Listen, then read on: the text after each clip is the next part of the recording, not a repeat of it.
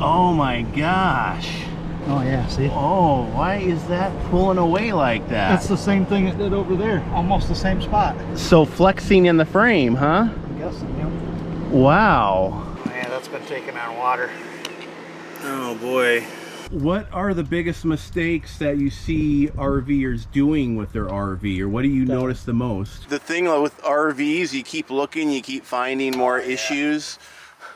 So there's a hole in the roof? Yeah. They stabbed the roof edge and then never went back and resealed it. Oh man. We do have an issue here though. Uh-oh. Yeah. What's that? You might want to, can you come up the ladder? Dave, you're never gonna leave.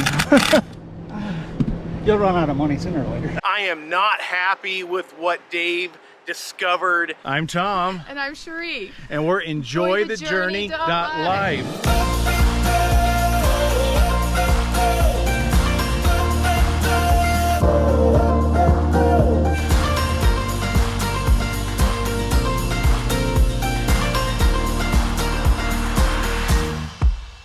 Back with Dave, the RV tech. He's like an RV detective, and actually I wish he would stop looking for problems on our RV. I am not happy with what Dave discovered as he's been inspecting our RV. We found more water intrusion.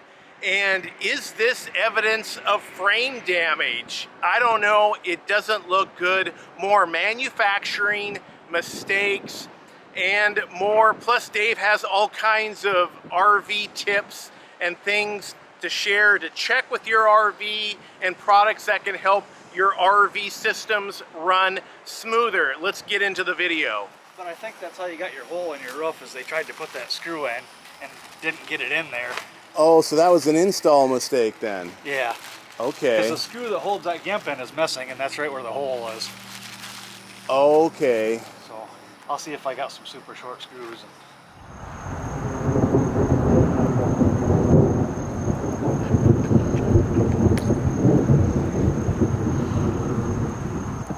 3 loose screws right in a row right there. Oh, wow. Yeah, they were really loose. Sheesh. That one's stripped. Two of these 4 sucked down. Okay. 2 of them aren't in very good shape, but it pulled them in, so. Okay. And the seal's not broke here. Get a bigger screw and.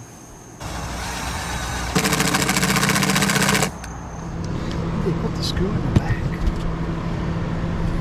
Supposed to be in the front, I would imagine, huh? Yeah, It's gonna be chasing down the RV, right? yeah. Yeah, I was just noticing that.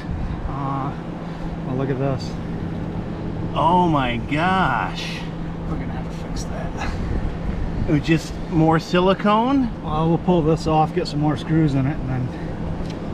Oh yeah, see? Oh, why is that pulling away like that? That's the same thing it did over there. Almost the same spot. You think it's maybe RV flex? That's what I'm guessing. On It's the almost straight across from where I fixed those 3 yesterday. So flexing in the frame, huh? I'm guessing, yeah. Wow. Dave, you're never gonna leave. You'll run out of money sooner or later. That's what RV stands for, is ruined vacation. Yeah, see this one, at one time had a screw in it. See where the screw was? Oh, okay. And then right here is where they stabbed the side of your coach. There was a hole right here. Okay. So I smeared that over with silicone, but they never put the screw back in. Wow. You gotta watch what you step on up here. Silicone and some longer screws. Oh yeah, that's been taking on water. Oh boy. Does that mean I need to like check inside the wall for anything, or? You'll probably never see it, but yeah, it wouldn't be a bad idea. It's right at the corner of your slide out, so it's probably running right down your slide out there. Would that indicate any frame issues at all, or I mean, would that kind of flex, or? It's probably just normal, I'm guessing, but well, they never put nothing behind your rail. That's weird. Is that where the butyl's supposed to be? Yeah. There's none on either rail. Really? You can see it's... So that's a manufacturing mistake then? If there's... I would call it yes, but maybe they're not using it. But I can't imagine not putting something back there. Because that would be the only thing keeping water out, right? Yes. Absolutely nothing. There's no silicone on the screw heads or nothing on this. That's what I was worried about. Oh, it's stripped out? Yeah, the wood's a little soft right there from taking water on. Yeah, I'm going to add one more right there just to get that so it's not peeled.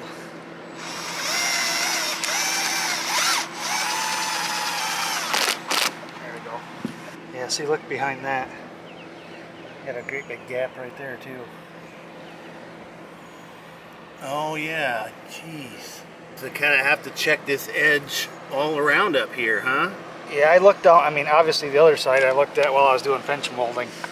That looked good? Yeah, other than where I fixed it already. Yeah, if there's no butyl back there, I'd definitely keep an eye on your pinch molding. Kind of just loosening up all along here, huh? Yeah. Oh yeah. I have to have you run your awning out a touch. Okay. I'll go do that. This is the largest portable lithium battery I have tested. This is the Anker Solex F2000 PowerHouse 767. It puts out a whopping 2,400 watts of power. Look at this, it even has a travel trailer 30 RV port. But does it have enough power to power our huge 43-foot toy hauler? Let's find out. Wow, look at that. Right now it's powering our huge RV. We've got our TV on, our refrigerator, a few lights on. Why would you want something like this? Well, Cheri and my favorite camping is boondocking or dry camping when there are no hookups. Maybe you're saying I can just have a gas generator. Well, there are some places, states, campgrounds that have a rule against using gas generators, or there's quiet hours that run into the evening, and you might want to watch TV later or have power later. And maybe you're like, I spend most of my time in campgrounds and RV parks. Well, they are notorious for losing power as well. I've lost power in modern RV parks like this one 3 times this year already. You want to have backup power for like maybe your CPAP machine, communications, or just to keep enjoying the RV life, not to mention power outages from bad weather. We're still in hurricane season, there are tornadoes, crazy weather it seems like everywhere. You never know what you're gonna expect. And check this out, it has an easy tow retractable handle and wheels, so you can easily move it between your RV and your house. That way you can have awesome backup power for your home as well. This has EV grade, long-lasting lithium iron phosphate batteries, plus the smartphone app so you can tell exactly what's going on with your power usage. And when it's dark, you've got this handy little light right here that can help you to see if you have a power failure. This has rapid charge hyper flash technology, meaning it can be charged from 0 to 80% in just 1 hour. Look at all the power ports this thing has. And I'm still powering our RV while I'm making coffee, as well as powering this power-hungry air fryer. And the Anker Solex has a lot of power for all of your fun toys and accessories. With the fall prime days, there's no better time to get your backup power solution for both your home and RV. And you can get a great discount with the link in our description. Are you pro slide toppers or Yeah, against? Okay. I like them. Okay. I think most people do. I've ran into a few that don't like them, but... Yeah, the only time I see a problem is like the small slide rooms that aren't heavy enough to hold. They put too much tension on the slide topper, and it holds the room off the seal. Oh, right. But that's an install mistake. That's not a slide topper issue. That's somebody didn't put it together correctly. I think we had that on our last RV as well. We had slides not deploying all the way, and Yeah, they have to back some of the tension off. I guess people forget that those are adjustable, huh? Yeah.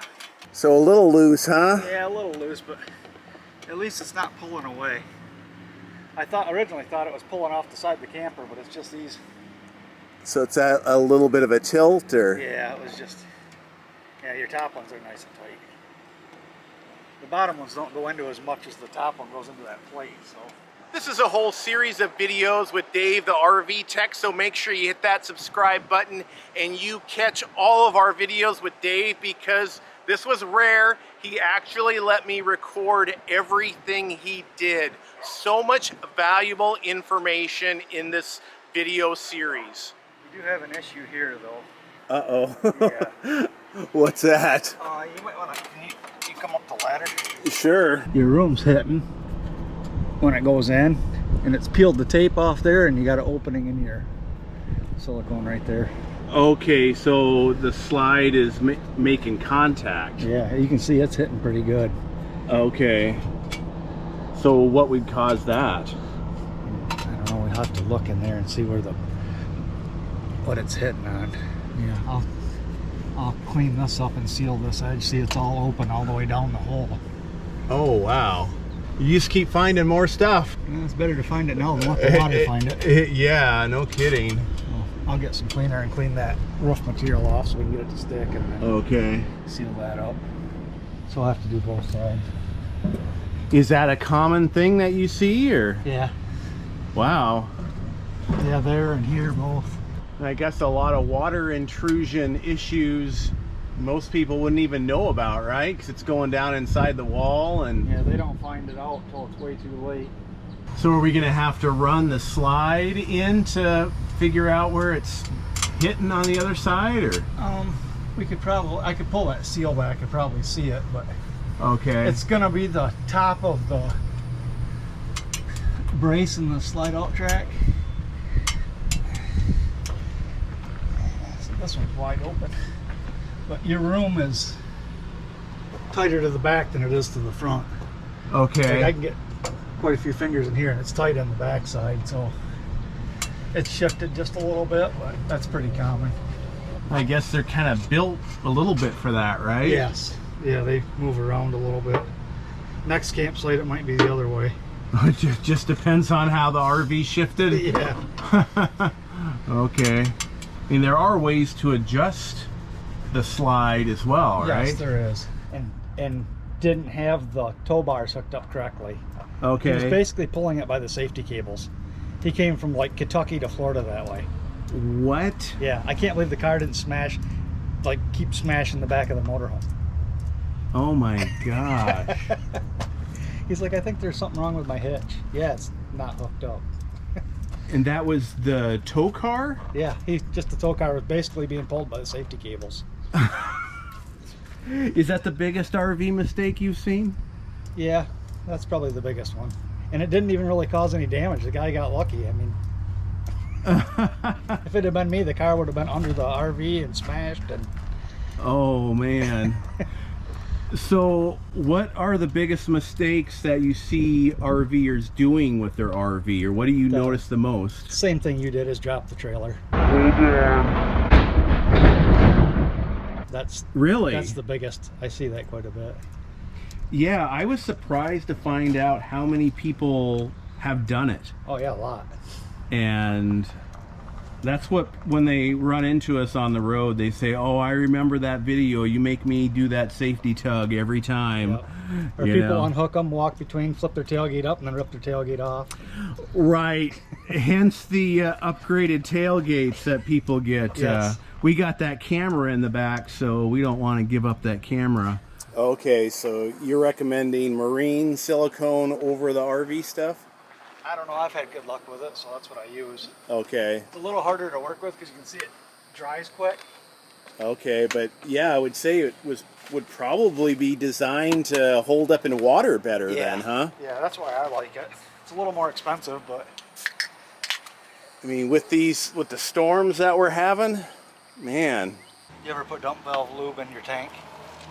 No, it's something you put in your tank? Yeah, Thetford sells one you dump down the toilet. Really? Yeah, I've had good luck with it. And then when I tell people when they're storing their unit to dump some in the toilet, work the toilets to get it on the seal, and then it keeps the seal from drying out. Okay, and that's called what now? It's a Thetford toilet seal treatment. Thetford seal treatment. Okay, you use it in the toilet. I've never heard of that before. It seems to really help those valves. Amazon, man. You can get all that stuff off Amazon. It's great. Right, yeah, we have a whole list of things that we recommend to our viewers. Our Amazon store, link down in the description, and you can go on there and see everything. That's cool. It's amazing all the stuff that you need to keep everything working properly. Yes. In an RV, it's like... Well, Amazon's a godsend for that, because most of the stuff you need you can get right off Amazon. And get it in a day. Yes. Sometimes. Yep. It gets pretty hard to pull them out, and you know. You ever spray lube in there? I have. That's all free right there. It's in the cable itself, probably. Okay. Is there any way of lubing those, or? Not really. You can keep spraying oil in there and hope it works its way down. Okay. But I would try that tank treatment and make sure the valves aren't sticking like those ones are. Okay. Because it might be that initial, maybe after it makes that initial pop, it pulls out easy. Okay. I'd run a bunch of that lube down the drains. Okay. Just put it in there and then work this. When everything's empty, they're working back and forth with that lube in there. I've had good luck with that. So don't dump milk down your sink. No. Yeah, it can get worse than the sewer smell. Well, I think that's, you know, probably a common new RVer mistake, or I guess any RVer mistake is, you know, thinking that you can just dump the same stuff down your sink like you can at home. Yeah, it doesn't work out very well for people. It smells like to me. Coming to find out his grandkids had been there the week before, and they were dumping milk down the sink. Right. Yeah, that's the thing. You almost have to sit people down for like a little training session. Yeah, if you have guests in your RV, it's like, yeah, you can't put things down in the toilet that you can at home, or you know, you can't flush certain things. And I've already lost 2 of the 4. Yeah, it doesn't take very much silicone to keep them from sliding out. Just a little dab in there. Okay. I guess it's just a cosmetic thing, huh? Yeah. I'll check that list now and make sure. I was like, I don't know if I want to ask you to check anything else because, you know, you keep finding stuff. Better now than later. Right, but just because you ignore a problem doesn't make it go away. Correct. Sometimes it makes me more money later. Oh, man. Well, thank you so much, David, for coming out. And you spent a lot more time here than I expected. Yeah, little problems. At least we found some. Well, I mean, it's an investment, you know, it's not cheap, but the problems that could have happened from this would be way more expensive later on, right? Roof leaks, those are, by the time you find them, it's usually pretty bad. Okay. So David, DNG Repair? Yes, sir. In Arcadia, yep. Florida. We'll put your contact information down below, but don't make him so busy he can't help me next time I'm in the area. So let us know what you think of this video. What should be our next steps? And you can click right here for our next video.